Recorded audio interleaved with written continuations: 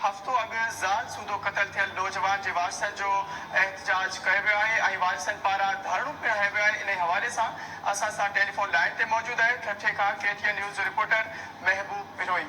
जी महबूब। जी छठे में बहुत अॻु में नौजवान जोड़ो अलानियो खलीजो संदसि घरवारी गुल ज़मीरा मिसर गुलवणी क़तल कया विया हुआ। जे वाक़े जे ख़िलाफ़ हुनजा कातिल गिरफ़्तार न थियण जे ख़िलाफ़ हुनजे वारसनि ऐं फलीजा बरादरी पारां छठे में मकली बाईपास ते वक़्तु एहतिजाजी धरणो जारी आहे।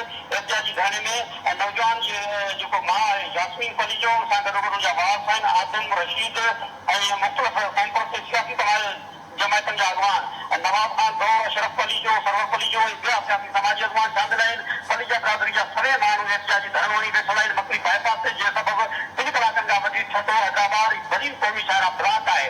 उन मौक़े ते उन्होंने एहतिजाजी धरणे में मुतालबो करे रहिया आहिनि त जेके केस में सिर्फ़ु हिकु जवाबदार गिरफ़्तार थियो आहे, बाक़ी 2 जवाबदार जेके हिकु जवाबदार ज़मानत ते आहे, 2 जवाबदार अञा ताईं गिरफ़्तार न थी सघिया आहिनि। उन्हनि जे गिरफ़्तार न थियण जे करे उहे सख़्तु परेशान आहिनि। उन्हनि जे वारसनि खे धमकायो पियो वञे। इन हवाले सां धरणो मुसलसल जारी आहे ऐं सभई गाॾियूं बीहजी रहियूं आहिनि। इन वक़्तु दिल्ली इंतिज़ामिया जे पारां 2 DSPs ऐं 1 SHO ते मुश्तमिल कमेटी तश्कील ॾिनी वई आहे जेका वारसनि सां ॻाल्हि ॿोल करे रही आहे। वारसनि जो मौक़ो आहे त जवाबदारनि खे गिरफ़्तार कयो वञे ऐं पितरो क़तल कयो वियो नौजवान जोड़ो जेको 2 साल अॻु में प्यार जो परणो कयो हो, हुनखे गोलियूं हणी क़तल कयो। नौजवान जो ताल्लुक दड़े सां ऐं नारी जो ताल्लुक छटे सां हो।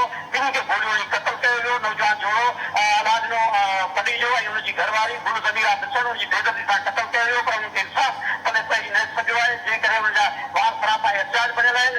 कराची धरणो अपडेट करण लाइ वॾी महिरबानी महबूब बिरोई असांखे अपडेट ॾेई रहियो हो ठठे मां, जिते ज़ाल सूदो क़तल थियल नौजवान जे वारसनि जो एहतजाजी धरणो जारी आहे। धरणे सबबु ट्रैफ़िक पिणु जाम थी वई आहे।